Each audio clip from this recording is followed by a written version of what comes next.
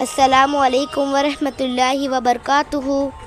اعوذ باللہ من الشیطان الرجیم، بسم اللہ الرحمن الرحیم۔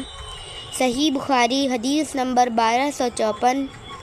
ہم رسول اللہ صلی اللہ علیہ وسلم کی بیٹی کو غسل دے رہی تھیں کہ آپ تشریف لائے اور فرمایا کہ 3 یا 5 مرتبہ غسل دو یا اس سے بھی زیادہ، پانی اور بیری کے پتوں کے، اور آخر میں کافور بھی استعمال کرنا۔ پھر فارغ ہو کر مجھے خبر دے دینا۔ جب ہم فارغ ہوئے تو آپ کو خبر کر دی۔ آپ نے اپنا ازار عنایت فرمایا اور فرمایا کہ یہ اندر اس کے بدن پر لپیٹ دو۔ بسم اللہ الرحمن الرحیم۔ صحیح بخاری حدیث نمبر 1255۔ رسول اللہ صلی اللہ علیہ وسلم نے اپنی بیٹی کے غسل کے وقت فرمایا تھا کہ دائیں طرف سے اور اعضاء وضو سے غسل شروع کرنا۔ بسم اللہ الرحمن الرحیم۔ صحیح بخاری حدیث نمبر 1256۔ رسول اللہ صلی اللہ علیہ وسلم کی صاحبزادی کو ہم غسل دے رہی تھی۔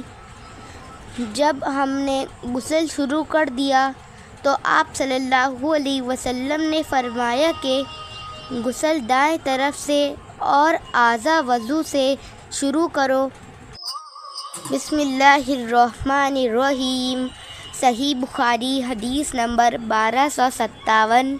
نبی کریم صلی اللہ علیہ وسلم کی ایک صاحبزادی کا انتقال ہو گیا۔ اس موقع پر آپ صلی اللہ علیہ وسلم نے ہمیں فرمایا کہ تم اسے 3 یا 5 مرتبہ غسل دو، اور اگر مناسب سمجھو تو اس سے زیادہ مرتبہ بھی غسل دے سکتی ہو۔ پھر فارغ ہو کر مجھے خبر دے دینا۔ چنانچہ جب ہم غسل دے چکی تو آپ کو خبر دی، اور آپ صلی اللہ علیہ وسلم نے اپنا ازار عنایت فرمایا اور فرمایا کہ اسے اس کے بدن سے لپیٹ دو۔ بسم اللہ الرحمن الرحیم۔ صحیح بخاری حدیث نمبر 1258۔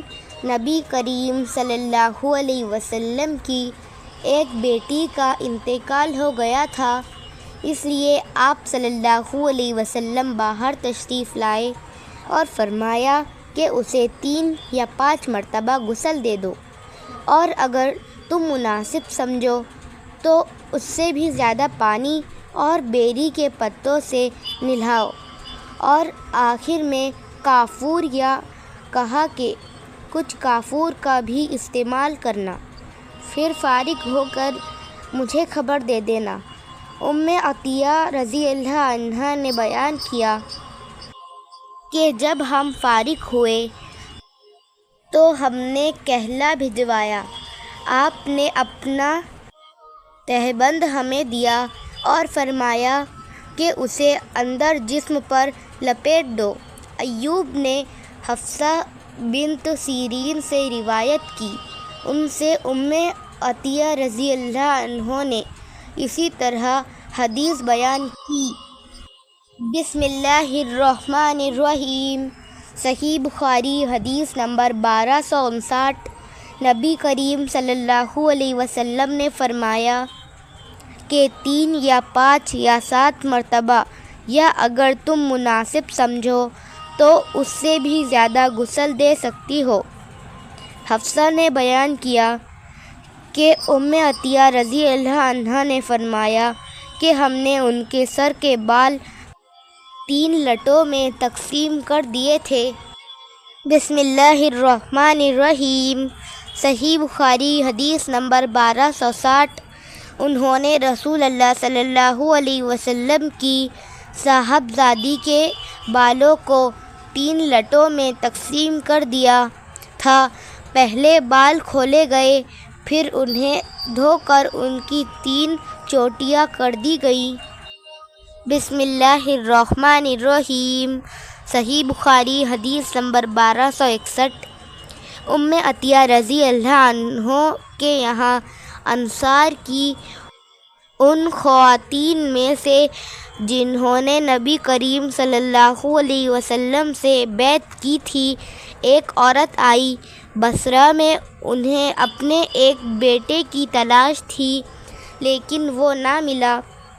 پھر اس نے ہم سے یہ حدیث بیان کی کہ ہم رسول اللہ صلی اللہ علیہ وسلم کی صاحبزادی کو غسل دے رہی تھی کہ آپ تشریف لائے اور فرمایا کہ 3 یا 5 مرتبہ غسل دے دو، اور اگر مناسب سمجھو تو اس سے بھی زیادہ دے سکتی ہو۔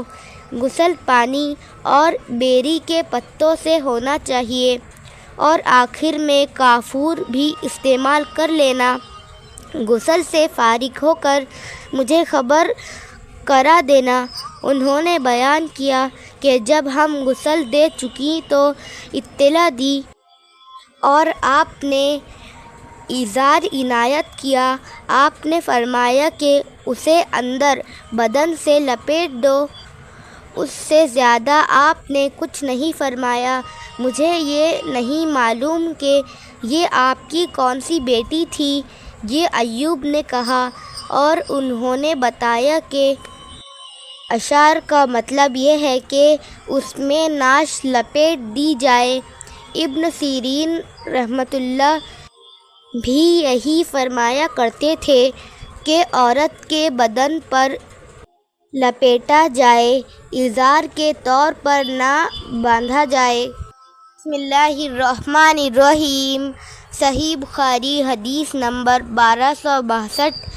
ہم نے آپ صلی اللہ علیہ وسلم کی بیٹی کے سر کے بال گوندھ کر ان کی 3 چوٹیاں کر دی، اور وکی نے سفیان سے یوں روایت کیا، ایک پیشانی کی طرف سے بالوں کی چوٹی اور 2 ادھر ادھر کے بالوں کی۔ بسم اللہ الرحمن الرحیم۔ صحیح بخاری حدیث نمبر 1263۔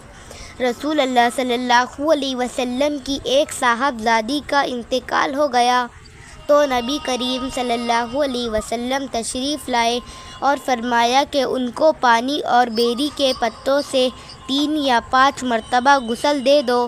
اگر تم مناسب سمجھو تو اس سے زیادہ بھی دے سکتی ہو، اور آخر میں کافور، یا آپ صلی اللہ علیہ وسلم نے یہ فرمایا کہ تھوڑی سی کافور استعمال کرو۔ پھر جب غسل دے چکو تو مجھے خبر دو۔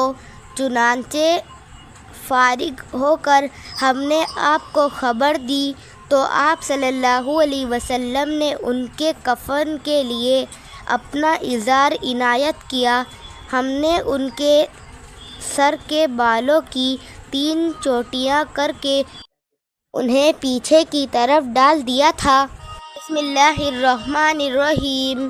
صحیح بخاری حدیث نمبر 1264۔ رسول اللہ صلی اللہ علیہ وسلم کو یمن کے 3 سفید سوتی دھلے ہوئے کپڑوں میں کفن دیا گیا۔ ان میں نہ قمیص تھی نہ امامہ۔ بسم اللہ الرحمن الرحیم۔ صحیح بخاری حدیث نمبر 1265۔ ایک شخص میدان عرفہ میں احرام باندھے ہوئے کھڑا ہوا تھا کہ اپنی سواری سے گر پڑا اور سواری نے انہیں کچل دیا، یا وقصتہ کے بجائے یہ لفظ اوقستہ کہا۔